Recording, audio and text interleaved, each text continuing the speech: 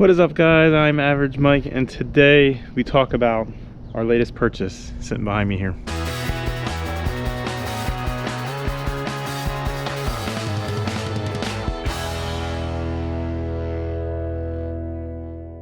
Welcome back, guys, and like I said today, it's a happy day and a sad day. We did end up getting rid of the 2012 Dodge Durango, and we got ourselves a 2022 Ram 1500. This is the Rebel edition. So yeah, so what we're going to do today is talk about, I've actually had this car. If you guys are on my Instagram, it's at average_Mike_channel, and I posted a little while ago, probably about 2 months ago, a picture of our Dodge Durango, and basically saying that, you know, we're saying goodbye to it. So I hadn't posted anything else other than that. Basically, I bought this truck then, and it snowed the day after, and every time I try to make something for it, it's either dirty or it's gonna snow, or you know, I cleaned it up a couple times, and I didn't get a chance to get out there before it was dirty again. So but anyway, we're here now 2 months, and I can kind of go over like a 2-month review of the truck, and also what mods we'd be looking to kind of get to, because this is something I'm going to be posting on the channel a lot. Something that's going to help me with the channel as far as, like, you know, getting supplies and stuff. We're actually going to do that today with my Mustang rebuild, but basically I wanted to also do mods to this truck for the channel and for me, but obviously, but kind of, you know, spice this thing up a little bit. So let's start with the truck itself. Like I said, it's a 2022 Dodge Ram Rebel edition. As far as any mods go, we do have, or features go, we do have the Hemi ETORQUE system on this truck. So let's pop the hood here. First time I've ever done this on this truck, but and basically, like I said, 5.7 Hemi, but it has this ETORQUE box, and basically what that is just a electric motor that replaces the alternator in the truck. Obviously, replacing that, it provides electrical power to all the for everything the truck needs. There's a couple other things that this does as well. One is more torque. So for this truck, provides about 130 foot-pounds of torque more under 2,000 RPM. So like right out the gate, or you know, if you're towing something, it doesn't show up in the numbers for the truck overall, but it does, and that's because it's all on the low end side. So but it does provide, they say 130 foot-pounds of more torque than the numbers in the truck on when you're doing less than 2,000 RPMs, which is good if you just like to, you know, stomp on it whenever from a red light, or if you're towing something, obviously that get up and go from a stop. This puppy's going to kick in and help you out with that. It also provides regenerative braking. Basically what that means is if you hit the brakes lightly, it actually won't use the brake pads. It'll use this motor to slow the engine down, kind of like engine braking, and kind of save the life of your brakes. You know, a normal braking, it'll use both this and your disc brakes, and on heavy braking it won't use this at all. It also uses that regenerative power to regenerate the battery. There's actually a battery in behind the back seat of this truck, and basically that is for the next feature. And that next feature is the auto stop start for this truck. So there's a lot of people that don't like the auto stop start features. A lot of cars, especially in the very beginning, they use the starter, and you know, a general mechanic would sit there and go, well, I don't want to use my starter. That starter is gonna die. I mean, that's something that normally dies anyway. So why would I want to, you know, lower the life of that starter? So, but this actually doesn't use the starter. It uses that that electric motor on the engine, and then you can tell when you're driving, you don't hear a starter engage. It just kind of start. It just kind of starts running and stops running, which is actually pretty cool. So it is a little finicky at times, like depending on, you know, it's hard to say if you're in an area where there's a lot of stoplights. You know, it helps a lot. It helps save fuel. You get better fuel economy with the eTorque system. But if you're in a rural or somewhere that has a lot of just stop signs, that can get kind of annoying, because it does try to basically, you know, turn off the engine when you stop, but you're just stopping to just go again, so you're not saving any fuel. But sometimes it can, not all the time, but sometimes it can kind of you notice that it's turned off and then quickly turned back on, and maybe there's a little bit of a delay there, but it's worth it, only because you know, it saves you gas, and you can tell a lot of time went into trying to perfect that system. You can turn it off. There is a button in there to turn it off. I think in some tuners you can turn it off permanently, but it's not something that I wanted to do, or still don't want to do after 2 months. Also, with the eTorque system, you do get, I mentioned about the extra torque on low end. You also get a little bit more towing capacity. I think it's roughly around 1,000 more pounds of towing capacity, and that is because of that extra torque. Yeah, so let me show you guys around here some things that I like to do. I don't have the blacked out edition. There is a night edition or blackout edition, which would block out some of this silver accents on the wheels as well. This would all be blacked out. I did get the running boards here. Not all trucks have that. That's an extra option. Some mods that I plan on doing very soon, actually. I do have tint for the windows. I did go with a 15% on the front, and I bought 35% to cover the backs to try to match the two. If that doesn't work out, I'll just put 15 over top of this as well. But I think 35% here and a 15% here would give a nice even match. So if you guys are interested in seeing me fumble around first time tinting windows, I'm gonna make my plug there. Hit the subscribe button down below, turn on post notifications. I actually have the tint on hand now, so that'll be coming up real soon, probably one of the first things that I do. So the other thing I want to do is have this or get this truck ceramic coated. I actually also purchased the Avalon King ceramic coat product. You see all the time the people I watch on YouTube, they're all sponsored. This will be unsponsored. I paid in full for this. Look to see like how well it works, basically. Obviously people use it all the time on YouTube, but again, that's sponsored, so you know, I do want to ceramic coat it. I do think it works well. Hopefully it lasts long. We'll probably do a initial coating results, and then we'll go back and do maybe a year review or something along those lines, just to see how well it's holding up. Another thing we're going to be doing, is actually already in the works, is a tonneau cover. I didn't go with anything crazy because, you know, basically I'm not planning on storing anything on top. They do have like metal roll up or metal trifold that can withstand a lot of weight. I don't see a reason to have that for myself. I don't plan on, like I said, putting a quad or anything on top of the bed. I just want something to cover, that way nothing flies out. Even if it leaks a little bit, it's fine. So I just went with basically the best seller on Amazon, so we'll see how that works out. I'm also going to be doing the spray liner myself. I have not purchased that yet, but I have my eye on what I want to get. It has good reviews, and we're going to go ahead and take care of that. So I'll be, you know, sanding this bed down and applying that coat with their system.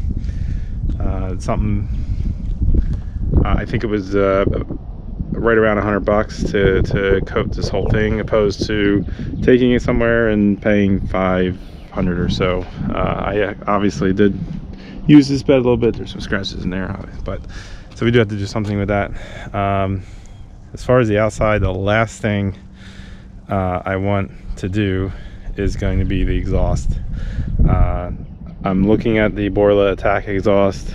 I do want to leave this a little bit stock for a little bit longer. You know, once you start making some changes, you know, it's no longer new.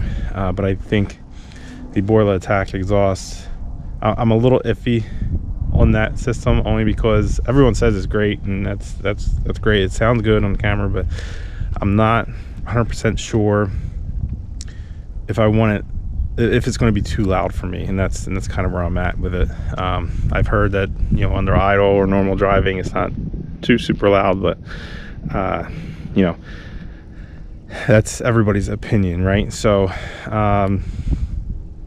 yeah, we'll see. The nice thing about this is that you can, it's a bolt-on system, so there's no cutting involved, and if I want to return it back to stock, then I can do that pretty easily, just as easily as I changed it. So that'll be good.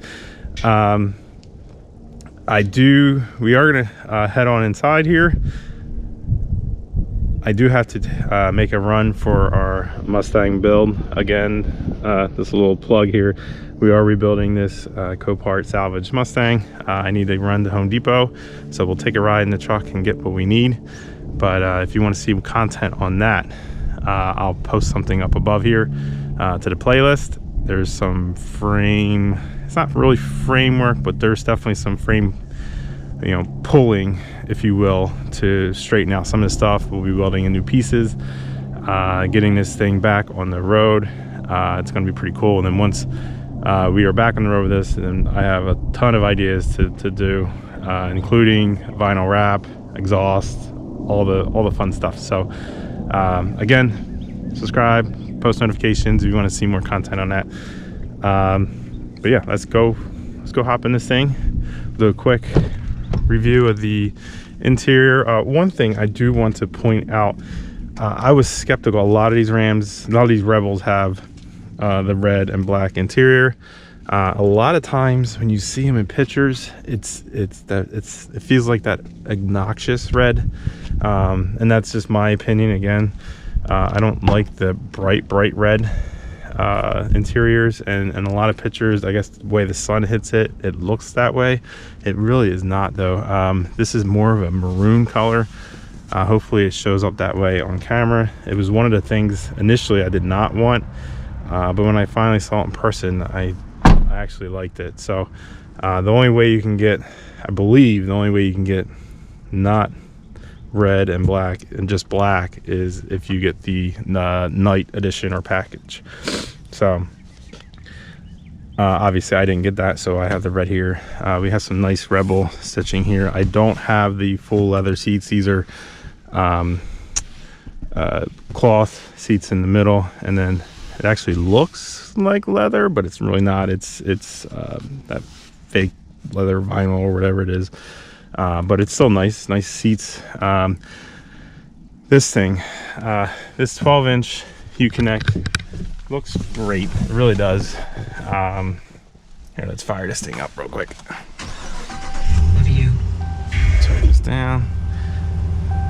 Yeah, so this one thing that's nice with this, the 2022 at least, the Apple CarPlay is wireless, which is awesome. In my wife's car, and I think older models of these trucks, I'm not sure which year, that Uconnect system does not have wireless CarPlay. You would have to plug into a wire down here on these ports, and that's how my wife's car is. It's okay, but it is nice just to be able to hop in and they're already hooked up, and I can have, you know, my CarPlay right on here, Waze, phone. You know, it's really, this system's really nice. However, you do have the option of this. I think this is a 12-inch screen. There's an 8.4-inch screen, which would just take up the top half here, and then have more. You would have your, I think, your climate control buttons down here, and they're hard buttons, right? Where this is all, you know, touch screen control. with a couple little buttons over here for your climate control and your knobs and whatnot. But I initially wanted to have, this was pretty much a necessity. I was, in the end, I was considering not having this, but I really wanted this, and I ended up finding a truck that had it. Now that I have it, I've had it for 2 months. It's not something, if I were to go back, it wouldn't be as a necessity as it was back when I was, looking. So, and the reason for that is sometimes, and you hear this a lot, and you just kind of ignore it, but when you're driving, this is like using a big phone, which I don't understand. You're not allowed to text or call somebody or use your phone in any capacity while you're driving. You can get a ticket for that, at least in the state that I live in. But this ultimately is a big phone. This is a big touchscreen device, big iPad, if you will. And every time you want to change a channel, look at navigation, just using it, it takes your eyes off the road for sure. There's no hard buttons whatsoever, and the screen's so big that you're really like trying to fight where to hit, and maybe it's something I'll get used to after 2 months. I've gotten used to it maybe a little bit, but not to the point where I'm comfortable using it a lot while I'm driving. But that's, again, my 2 cents. There's a lot of people that have the 8.4s. They buy this screen to put in their truck. I'd be curious if, because they spend a good amount of money to, and you can just swap out the 8.4 for this 12-inch screen. I'd be curious how they felt about that after the fact, if they would do it again. So some of the features I have here is the obviously traction control, tow haul, parking sensors forward and reverse. It does have the automatic braking system. I believe forward. I never experienced that, but the rear one can be very annoying. I've heard a lot worse stories, but when I'm like backing into a parking spot, if I'm going a little too fast, I'm comfortable going that fast, but the truck, I guess, is not, and it just lights up the brakes, and it scares the crap out of you, to be honest. So even after it's done it a few times to me now, it still scares me when it happens. It just startles you a little bit. But one thing bad about the truck, I'm supposed to be getting 17 to 21 miles a gallon. It's all over the internet. These do not get that. Well, at least some people do. At least in the Rebel section, most people don't. 17 highway, 21 city. As you can see, I'm at 14.1, and I don't really beat on this thing at all. I have 2,500 miles on it, and that's what it is. It is increasing as I drive it a little bit. I'm hoping that after 5 or maybe even 10,000 miles that it's up where it should be. It hasn't gotten there yet. Also, fuel quality. You have winter fuel and winter gas and summer gas, I guess. But I don't know if that has switched, and I gained a little bit because I was around like bottom 13s. Now around bottom 14. So yeah, it is what it is. Though I didn't buy this truck for the fuel mileage. I bought this truck because I could use it. There's a lot of use cases for me having a truck, something I always wanted, and I can afford it now, so why not do it, right? One other thing to note, I do have car seats back here, but the Rebel only comes in the crew cab. There is a crew and a quad cab. Basically, the quad cab's a little bit smaller than the crew. It makes, I think my box is 5'7", so basically the back, the bed of the truck's 5'7", and if in a quad cab it's somewhere around 6 foot something. I can't remember, but basically you're losing the room in the interior. I wanted the extra space. The Rebels actually at least in 2022, there's no option for a quad cab, so you're stuck with the crew cab, but it is something that I wanted anyway. I can manage a little bit of bed loss to get the leg room in here, especially with car seats and stuff. If you have the quad cab's a little bit, but it ends up being a lot smaller, and you know, when you try to put like I don't have baby seats anymore, but when you try to put like a baby seat in there, good luck. You have to basically move this seat all the way up, and even then it's pretty tight. So consider that if you have a newborn or still use a you know, one of those baby carrier things. Or the seats reversed. There's not a lot of room in the quad cab to do that. All right, so let's take off here. As you can see, my truck does not have the front cameras or the 360 cameras, but I do have a rear view camera here. So let's take off. I believe I have the turn knob here for the gear selector, which is a little different, but it's, you know, kind of cool. The GT packages for these Rebels, they come with the console shifter.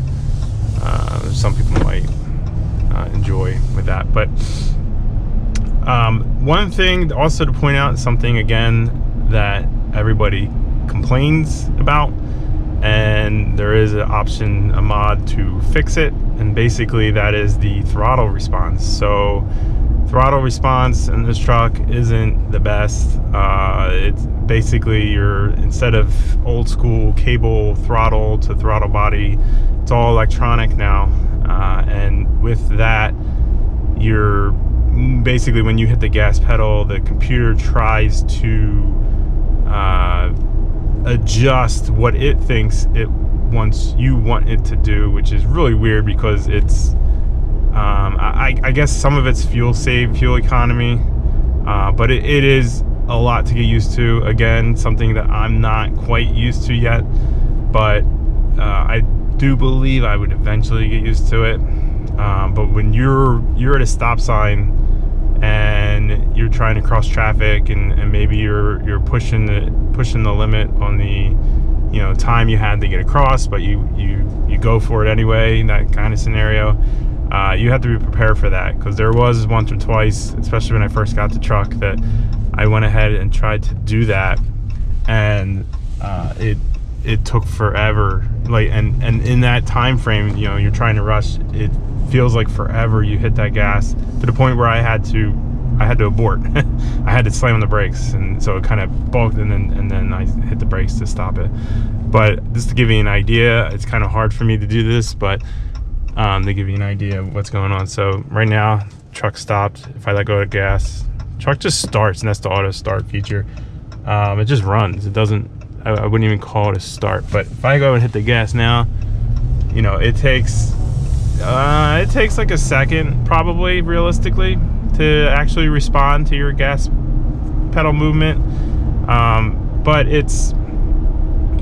when you're driving, it seems like you notice the delay, and it's annoying. So they do have some, I don't want to call them tuners, but, you know, things that adjust, basically take that throttle pedal signal and adjust the communication to the computer of the truck, and allows for a lot quicker response time for that. And they have like a couple different modes. One's pedal commander. It's probably not one that I'm going to go with. So again, if you're interested in what I do plan to go with, that's not pedal commander, hit that subscribe button, turn on post notifications. It's probably the last time I'm going to say that, hopefully. But yeah, I'm not going to pedal commander. The pedal commander basically there's some reviews that it throws, it has faults, and when it has a fault, it basically is in line of the pedal and the engine, or the pedal and the computer, and that pedal just stops responding and leaves you stranded. So there's other solutions out there that are not in line with that connection. Like pedal commander is physically in line of that communication, whereas others just use, you know, other things like the OBD2 port to kind of, you know, do that communication. And if there is for some reason a hiccup or a failure, it doesn't leave you stranded, and that's kind of where I'm planning to go. And a lot of those also have like eco modes or sport modes or normal modes, and can adjust, like, you know, how much you want to save, obviously with eco mode, how much gas you want to save, or, you know, if you feel a little racy, you can go into sport mode, and that response is a little better to performance wise. So that's pretty cool as well. So let's head on over to the Home Depot here. We'll go get our stuff, and I'll wrap up this video. All right, guys, that is going to be it for today's video. That's all I really had to say about this. Love it so far. It's been a few months. I already have mods ready to go, so click that post notification, hit subscribe for me, comment down below what you think, and I'll catch you guys on the next one. Later.